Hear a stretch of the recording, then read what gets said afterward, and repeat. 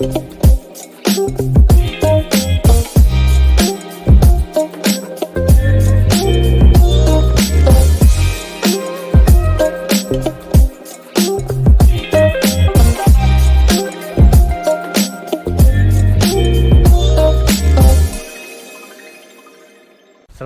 warahmatullahi wabarakatuh. Perkenalkan, saya Raihan Farisabir Parawinata dari Program Studi Perencanaan Wilayah dan Kota, Fakultas Teknik dengan NPM 1007031722. Di sini saya akan mempresentasikan mengenai penelitian saya yang berjudul Kolaborasi Komunitas di Desa Wisata Rawabogo, Kabupaten Bandung dengan pembimbing Bapak Dr. Imam Indratno, STMT. Yang pertama, ada latar belakang, yaitu Desa Rawabogo ditetapkan sebagai salah satu dari 10 desa wisata yang ada di Kecamatan Ciwidey. Yang kedua, Gunung Padang berada di wilayah tanggung jawab Perum Perhutani. Yang ketiga, belum adanya kolaborasi antara masyarakat dengan pemerintah, khususnya dengan Perum Perhutani.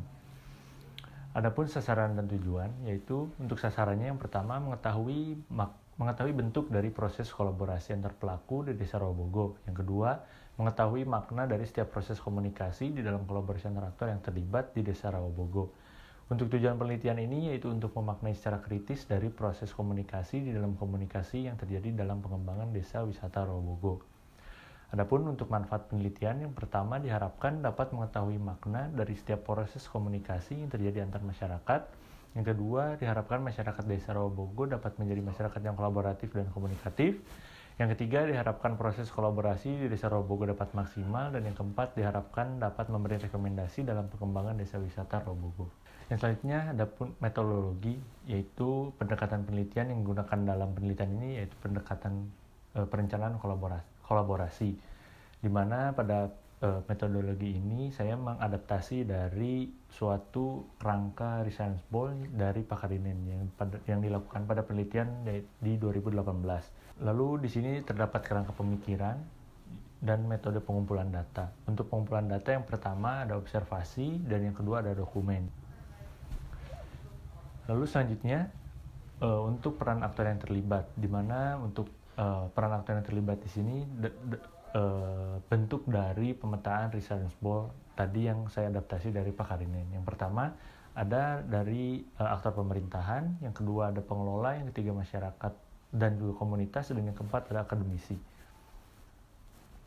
Lalu di sini terdapat bisnis proses pengembangan Desa Wisata Rawabogo secara existing berdasarkan dari pengamatan yang dilakukan oleh saya pada saat survei ke lapangan, di mana upaya pengembangan Desa Wisata Rawabogo di sini terdapat beberapa pihak yang terlibat, yaitu yang pertama ada akademisi, masyarakat, Kompepar, pemerintah desa, BUMDes, dan BPD.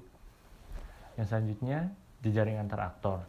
Berdasarkan melalui tahapan First dan Eclairan, terdapat 4 aktor yang terlibat dalam pengembangan Desa Wisata Rawabogo, di antaranya pemerintah, akademisi, masyarakat, dan komunitas, di mana semua aktor tersebut masing-masing memiliki hubungan masing-masing, seperti pemerintah dengan akademisi memiliki hubungan kerjasama, dan pemerintah, masyarakat, komunitas memiliki hubungan emosional.